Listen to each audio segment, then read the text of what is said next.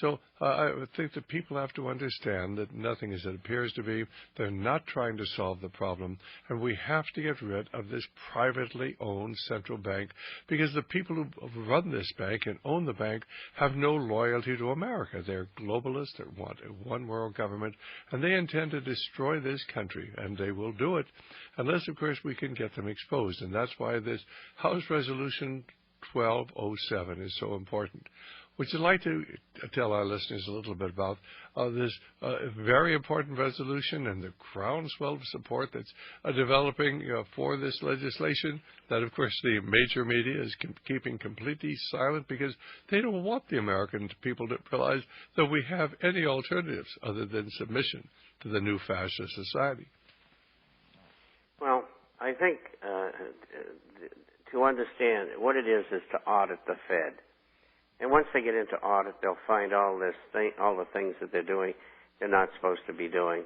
And then the companion bill to do away with the Federal Reserve will be run through government. Now, Ron Paul, in all those years that he's been in Congress, has never got but several people to co-sign on any of his bills. They thought he was a madman for many years, probably still do. And now all of a sudden they have 190 sponsors and only need 212 votes to get this thing passed. And so the Federal Reserve is up in arms. They never expected anything like this. In fact, when I started a few months ago, there was only 100 co-sponsors. And now there's 190, and hopefully I've been instrumental in helping that. And be as it may, the bill has an excellent chance of passage.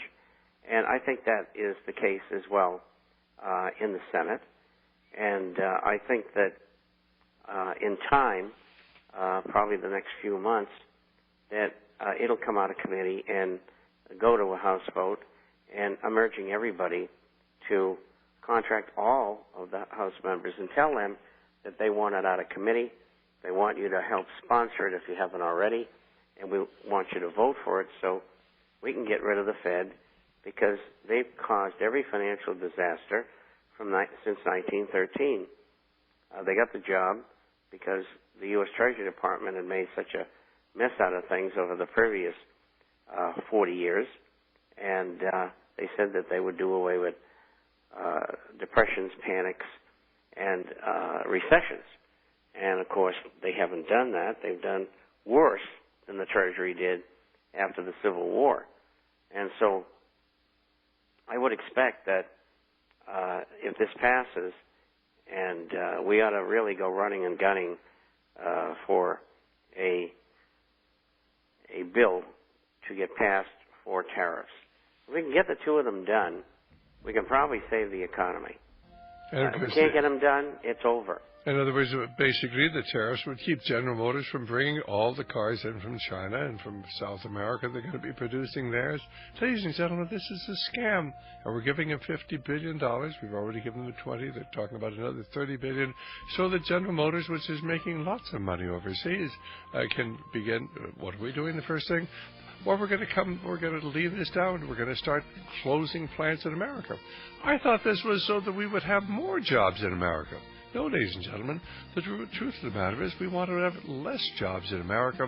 We want to shift our manufacturing base overseas. We've got to get tariffs. We've got to expose the central bank, the globalists, who have an intense hatred of America and want a one-world government. We'll be right back in a moment. Well, Bob, you got 3 minutes to wrap up the program. Well, I think we saw a typical day on Wall Street, which was run by the Working Group on Financial Markets, also known as the Plunge Protection Team. About a half hour before the close, the market was down 150 points, and, bingo, it no longer was there. It was even. In fact, it went up 50 points and then got even for the day, so it traversed about 200 points. And so just another day in the life of a rigged economy, a rigged market. And, of course, from 3:30 onward, they attacked gold and silver. and put them under pressure again. But I think that's all they can do this time. I think it's going to turn here starting tomorrow. And commodity markets were off slightly.